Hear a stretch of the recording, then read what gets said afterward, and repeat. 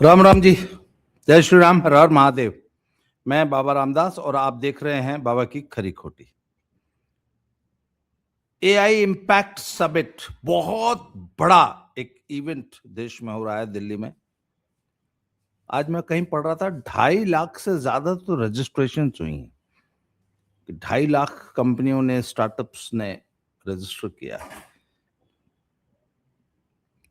भारत मंडपम में हो रहा है। बड़े बड़े देशों के राष्ट्राध्यक्ष और बहुत बड़ी बड़ी कंपनियों के सीईओज और बड़े बड़े लोग आ रहे हैं सब। वहां गलगोटिया यूनिवर्सिटी भी आई थी। गलगोटिया यूनिवर्सिटी ने जो फ्रॉड किया और इतने बड़े इवेंट के ऊपर कालिख पोती, इतना बड़ा इवेंट जिसकी चर्चा पॉजिटिव कारणों से होनी चाहिए, आज सिर्फ नेगेटिव कारणों से हो रही है। क्यों? क्योंकि गलगोटिया जैसी एक फ्रॉड यूनिवर्सिटी को उसमें जगह दिया गया और उसने एक फ्रॉड रचा। उनके पास कुछ दिखाने के लिए था ही नहीं, तो चाइनीज कुत्ता दिखा दिया था। खैर, अब मैंने कहा गलगोटिया जैसी fraud university, I am sorry to say, Hindustan की 99% से ज्यादा प्राइवेट यूनिवर्सिटीज फ्रॉड हैं। फ्रॉड मतलब बहुत बड़ी दुकान खोल ली शिक्षा के नाम पे, पढ़ाई लिखाई एकदम जीरो। जो शिक्षा किसी जमाने में हमारे देश के, मेरे जमाने में जो शिक्षा साल के 2,000 फीस में हो जाती थी, आजकल किसी भी सरकारी कॉलेज में, अच्छी यूनिवर्सिटी में, वो 2, 4, 10,000, 15,000 में हो जाती है। उसके ये 4 लाख रुपए सालाना फीस लेते हैं ये प्राइवेट यूनिवर्सिटी वाले। इनकी फैकल्टी ऐसी है कि उनको कोई चपरासी न रखे अपने यहां। पर फैकल्टी की एक खासियत तो होती है साहब, प्राइवेट यूनिवर्सिटी की जो फैकल्टी होती है ना, वो देखने में बड़ी सुंदर होती है। उसको आता हो चाहे कुछ ना आता हो, she should be good looking. वो गलगोटिया यूनिवर्सिटी वाली भी, जो वो सो कॉल्ड नेहा सिंह, वो भी शी वॉज गुड लुकिंग। और मैं तो इस प्राइवेट शिक्षा के धंधे से, इस बिजनेस से, इस फ्रॉड से पिछले 40 साल से जुड़ा हुआ। मेरे से अच्छा कौन जानेगा? आपको पता है, my wife is the principle of Cambridge international school. ये तो एक कैम्ब्रिज ही सबसे बड़ा फ्रॉड है। कैम्ब्रिज के नाम पे, कैम्ब्रिज कैम्ब्रिज नाम रख दिया तो अब हिंदुस्तानी तो अंग्रेज की टट्टी भी बहुत सुगंधित होती है। तो कैम्ब्रिज जिसका नाम है, जबकि इसका कैम्ब्रिज से कोई मतलब ही नहीं है। खैर, तो कैम्ब्रिज इंटरनेशनल स्कूल के प्रिंसिपल है वो सीबीएसई स्कूल। एक बार मैं ना, कैम्ब्रिज यूनिवर्सिटी, कैम्ब्रिज स्कूल वाले दिल्ली में और देश के विभिन्न कोनों में अपना प्रोग्राम कराते हैं, और जिन जिन भी स्कूलों ने उनसे एफिलिएशन ले रखा है, उनके यहाँ से एक दो मैथ्स टीचर, साइंस टीचर या ऐसे कोई भेजना होता है। और दिल्ली के सबसे महंगे वेन्यूज पे वो एक दिन की वर्कशॉप होती है। ट्रेनर अंग्रेज कोई बुलाया जाता है इंग्लैंड से। वो एजुकेशनिस्ट, अच्छा वो सचमुच एजुकेशनिस्ट होता है जो आता है ट्रेनर। तो अब मैं, एक बार मेरे स्कूल ने मुझे भेज दिया, जब मैं बाबा जी नहीं बना था, नॉर्मल अपने वानप्रस्थ पूर्व दिनों की बात है, ये 5-6 साल पुरानी बात है। बाबा जी तो मैं भी 2 साल से बना, तो तब मुझे भी भेज दिया। तो उन्होंने 4-4, 5-5 के ग्रुप्स में टीचर्स को बिठा दिया और वो तरह तरह के टास्क देते हैं और फिर वर्कशॉप करते हैं। तो मैथ्स और साइंस टीचर्स की वो वर्कशॉप थी। मैं अपने स्कूल को रिप्रेजेंट कर रहा था एज ए मैनेजमेंट, मैं भी चला गया था। तो वहां जाते मैंने एक बात महसूस की कि मैथ्स और साइंस पढ़ाने वाली, एक तो 99% टीचरें महिलाएं थी। मुश्किल से पूरे हॉल में 100-150 लोगों की गैदरिंग थी, जिसमें से मुश्किल से 3 या 4 मेल्स थे। जबकि मैथ्स और साइंस टीचर की वर्कशॉप थी। और 12th क्लास के टीचर्स आए हुए थे ज्यादातर, 10th 12th वाले। 150 में से मुश्किल से 4 या 5 मेल्स थे। And all of them were extremely good looking, all the teachers. अब मैं तो खुद एक स्कूल का मैनेजमेंट में हूं, पिछले 40 साल से यही काम कर रहा हूं। मैं तुझे तो मालूम है ना कि जब रिक्रूटमेंट होती है तो क्या क्राइटेरिया होता है मैनेजमेंट का, प्रिंसिपल का नहीं होता, मैनेजमेंट का। वो हमारे एक गुरु हैं, वो कहते हैं, वो इसके बड़े वो हैं, वो कहते हैं भावे घट पढ़ावे पर सोहनी होवे, टीचर बेशक कम पढ़ाए पर सुंदर होनी चाहिए, क्योंकि it is a private school. एक बार हमने अपने स्कूल में ऑल ओवर हमने एडवर्टीजमेंट करके कुछ टीचर्स रिक्रूट किए, मैंने किए थे, वॉक इन इंटरव्यू कराया पूरे भारत से। तो 3 लेडीज मैंने, लेडीज ही थी वो भी, रखी। एक उड़ीसा से आई थी, एक कहीं डाउन साउथ से थी और एक वाराणसी से थी। तीनों लड़कियां, औरतें। वो जो बनारस वाली इंग्लिश टीचर थी, वैसी तो मैंने आज तक जिंदगी में टीचर ही नहीं देखी। इतनी शार्प, इतनी क्या विद्वता थी, और क्या लिखती पढ़ती बोलती थी, क्या पढ़ाती थी, और क्या पोएट्री पढ़ाती थी, क्या लिटरेचर पढ़ाती थी इंग्लिश का। उससे बेहतरीन अंग्रेजी लिखने वाली लड़की मैंने आज तक नहीं देखी। पर उसकी एक समस्या थी, देखने में सुंदर नहीं थी, दुबली पतली सी, साड़ी पहनती थी, एक तो लड़की थी, साड़ी पहनती थी,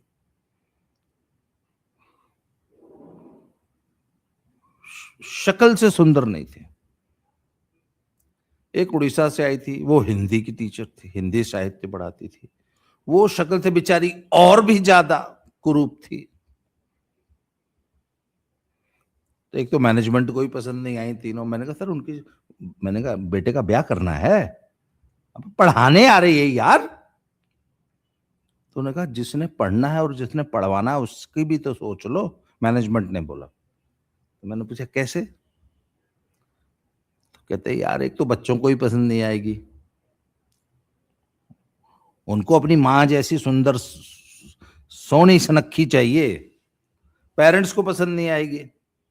उनके बच्चे की टीचर स्मार्ट, इंग्लिश बोलने वाली, कंधे उचका के बात करने वाली, ऊंची एड़ी की सैंडल वाली, सुंदर सी महिला होनी चाहिए। मैंने कहा हाँ, चाहे एक को अक्षर ना आता हो। खैर वो ऐसा माहौल बना कि वो बेचारी तीनों 2-2 महीने बाद उनको जाना पड़ गया, नहीं टिक पाए। ये 99% इंस्टीट्यूशंस का हाल है आज। प्रेजेंटेबल होनी चाहिए, सिर्फ अंग्रेजी बोलनी आनी चाहिए और प्रेजेंटेबल होनी चाहिए, सुंदर होनी चाहिए। जितनी ज्यादा सुंदर, नौकरी मिलने की संभावना उतनी ज्यादा। ये है आज भारत में प्राइवेट शिक्षा का हाल। सरकारी का तो अगर इससे भी बदतर है। सरकारी में तो ऐसे ऐसे लोग भर्ती है, PARRT, पर्राट, पर्राट माने कबूतर, संडे मंडे की स्पेलिंग नहीं आती, वो लोग भर्ती हो रहे हैं। तो सब पूरे पूरे कुएं में भांग पड़ी है। अब हम किसी एक को दोष दे नहीं सकते कि ये आखिर शिक्षा का जो सत्यानाश हमारे देश में हुआ, ये क्यों हुआ, किसने किया, कब शुरू हुआ, मैं इस इतिहास में नहीं जाता। भैया बात यह, सुधारेगा कौन? जो हो गया सो हो गया, सुधार होना चाहिए। सुधार हो रहा है? सुधार नहीं होता वो दिख रहा। समस्या ये नहीं कि बिगड़ गया, समस्या ये है कि सुधर नहीं रहा, सुधार नहीं हो रहा। अब मोदी जी को कुछ कह नहीं सकते, मोदी जी तो अब प्रॉफिट मोदी हो गए हैं। मुझे तो डर है कि IT सेल वाले कहीं कल को फरमान जारी ना कर दे कि आज के बाद मोदी जी का नाम कोई डायरेक्ट मोदी जी नहीं बोलेगा, उसको उनको कुछ सलहू अल्लाह वसल्लम टाइप का कुछ टाइटल दे देंगे कि परम आदरणीय, परम प्रातः स्मरणीय, परम पूजनीय श्री श्री 1008 श्री मोदी जी, ऐसे बोलना पड़ेगा उनकी आलोचना। तो कहीं मुझे डर है कि कहीं ईश निंदा कानून लागू ना हो जाए मोदी जी की आलोचना करने पे, इसलिए भैया मैं नहीं कर रहा मोदी जी की आलोचना। मोदी जी की कोई गलती नहीं है, मोदी जी की कोई जिम्मेवारी नहीं है उच्च शिक्षा में सुधार करना। उच्च शिक्षा के स्तर में जो फ्रॉड्स चल रहे हैं उसकी सुधार करने के लिए अब किसको किसके सिर पर ठीकरा फोड़ना है, ये आप लोग अगर मुझे कमेंट में अगर बता देंगे तो बेहतर रहेगा। मैं तो नहीं समझ पाता हूँ। मैं बल्कि आपसे दर्शकों से पूछ रहा हूँ कि एक बात बताइए, पहले तो आप ये गलगोटिया यूनिवर्सिटी वाले कांड के बारे में आप क्या सोचते हैं? इसकी सुधारने की जिम्मेवारी किसकी है? राहुल गांधी को, नेहरू को गरिया लें, सबसे इजी सॉफ्ट टारगेट तो नेहरू ही हैं, या राहुल जी को चार ऊंचा मारते हैं, पंचिंग बैग तो वो है ही यहाँ हमारे। मोदी जी की जिम्मेवारी है क्या उच्च शिक्षा में सुधार करना? मोदी जी मीन्स उनका मिनिस्ट्री है, तो मोदी जी, आज तक मोदी जी ने, ठीक है एक न्यू एजुकेशन पॉलिसी बनाई है, धीरे धीरे इम्प्लीमेंट होगी, पर वो तो प्राथमिक शिक्षा की है। नई हायर एजुकेशन में मोदी जी ने क्या किया है मुझे आप देखना पड़ेगा, समझना पड़ेगा। पर भैया हालात बहुत खराब है। अभी अभी मुझे आईआईएम रांची के एक प्रोफेसर साहब का फोन आया था अभी सुबह। उन्होंने कहा, अरे बाबा आपने जो गलगोटिया यूनिवर्सिटी के बारे में कहा है वो तो फिर भी चलो गलगोटिया यूनिवर्सिटी है ना, प्राइवेट फ्रॉड यूनिवर्सिटी है ना। उन्होंने कहा आईआईएम्स का क्या हाल है ये जान लीजिए पहले। कैसी मैकेनिकल और रोट लर्निंग हो रही है। अपना दिमाग तो लगाना ही नहीं है, कुछ सीखना ही नहीं है। आईआईएम जैसे इंस्टीट्यूट में भी यही हाल चल रहा है। आईआईटीज का भी बहुत बुरा हाल है। एक लीक से एक ढर्रे पे पिछले 60 साल 70 साल से जो पढ़ाई हो रही है वही हो रही है, कुछ नया नहीं। और ये सब जाके विदेशों में सिर्फ नौकरियां कर रहे हैं। कितना नया इनोवेशन किया है, क्या नए। अच्छा, एक और नया धंधा इन यूनिवर्सिटियों ने, अभी मुझे आज लोगों ने बताया, कल भी मैंने कहीं पढ़ा था, पेटेंट कराने पे कुछ पैसा मिलता है, मोटा पैसा। अगर आप पेटेंट अप्लाई करें किसी चीज के लिए तो भारत सरकार पैसा देती है कि हाँ भैया पेटेंट करा लिया, आप उसको डेवलप करो। ये लोग सिर्फ फर्जी पेटेंट करा के मोटा माल मीन्स कुछ हजार करोड़ रुपए का माल, ये तमाम हिंदुस्तान की प्राइवेट यूनिवर्सिटीज कमा रही हैं, फर्जी पेटेंट कराती हैं और उसके बाद उस पर इनोवेशन कुछ नहीं होता, बस वो पेटेंट कराने वाला पैसा ले लेती है। ये भी चल रहा है यूनिवर्सिटियों में, इनोवेशन के नाम पे, स्टार्टअप्स के नाम पे।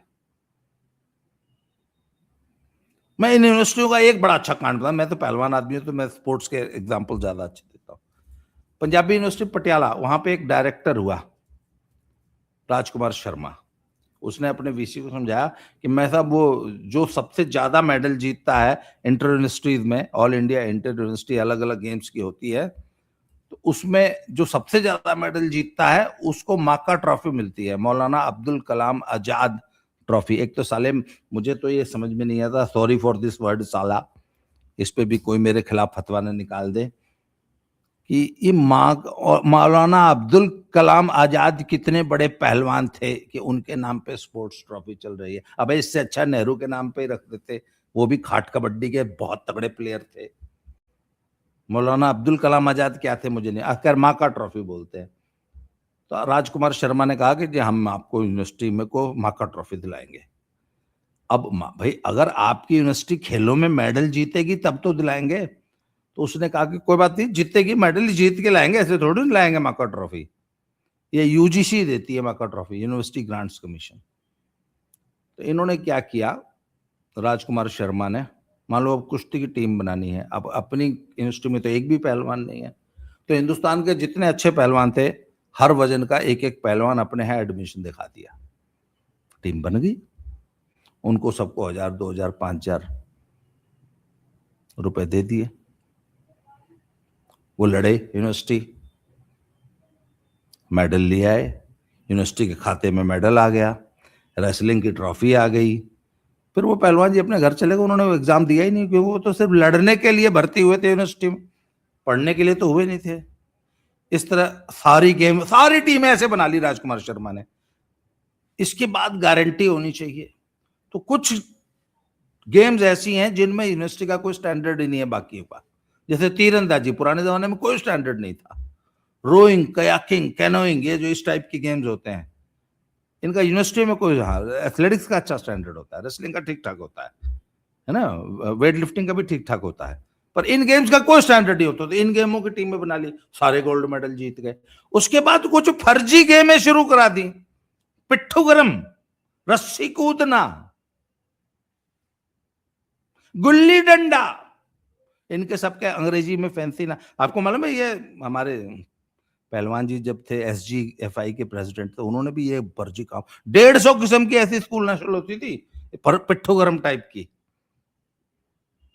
उनका अलग धंधा था, उस पर भी मैं 20 वीडियो बना चुका हूं।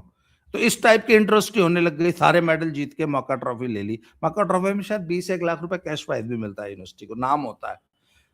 जब तक राजकुमार शर्मा यूनिवर्सिटी में रहा, 20 बार, 20 आप गूगल पे सर्च कर लेना, 15-20 बार मौका ट्रॉफी जीती। उसके बाद राजकुमार शर्मा चल गया, ये गोरख धंधा बंद हो गया,